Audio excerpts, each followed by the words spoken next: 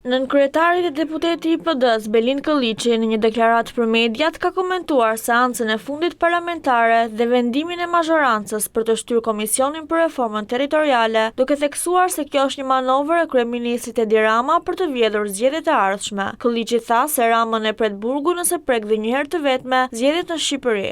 Seanca e fundit parlamentare faktoi sërish vullnetin e sektit rilindas për t'i hequr të drejtën e fjalës opozitës, për të bërë transparencë për punën e Komisionit mbi reformën territoriale, e cila është tashmë dhe manovra e fundit e Edi Ramës për të tentuar vjedhjen e zgjedhjeve lokale vitin e ardhshëm.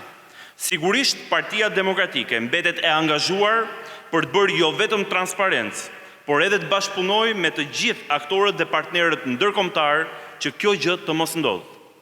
Edi Rama, si që tha dhe eurodeputeti Tomas Zdeçovski, e ka të qartë se e pret burgu nëse prek edhe një herë të vetme zgjedhjet në Shqipëri. Nga ana tjetër, Kolliçi u shpreh se një nga qëllimet e kryeministrit me mbylljen e seancës së fundit parlamentare ishte të pengonte opozitën që të mos bënte transparencë mbi punën e institucioneve të drejtësisë. Sipas Kolliçit, prej vitit 2019, me taksat dhe paratë e qytetarëve janë paguar $500 milion për institucionet e drejtësisë, përfshirë prokurorinë, gjykatën, ILD-n, KLP-n, KLG-n, KPA-n, KPK-n, SPAK-un.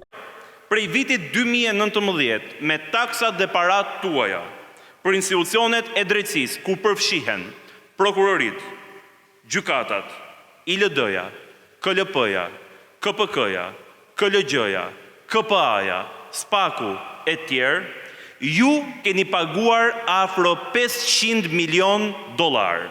Po, e dëgjuat mjaft mirë, $500 milion. Por pyetja është fare thjesht, a kemi sot një drejtësi të pavarur?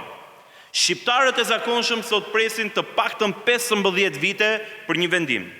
Frustrimi arrin deri aty sa të kemi viktima në sallat e gjyqeve dhe të vriten me armë zjarri në sallë brenda gjyqtarët. Korrupsioni veçëritet nga vit në vit.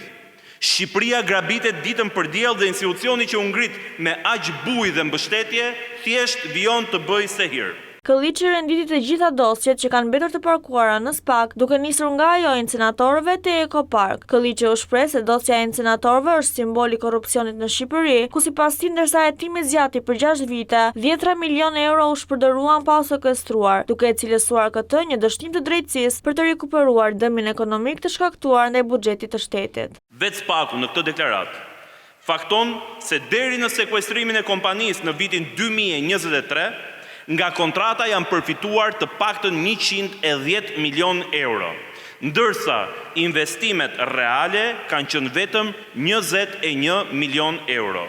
Pra mungojnë në bilanc 89 milion euro të vjedhura. Ku janë paratë e sekuestruara dhe sa janë ato? Është përgjigja që do të kishte çdo qytetar dhe pyetja që do të kishte çdo njeri që na ndjek. Bilanci është zero.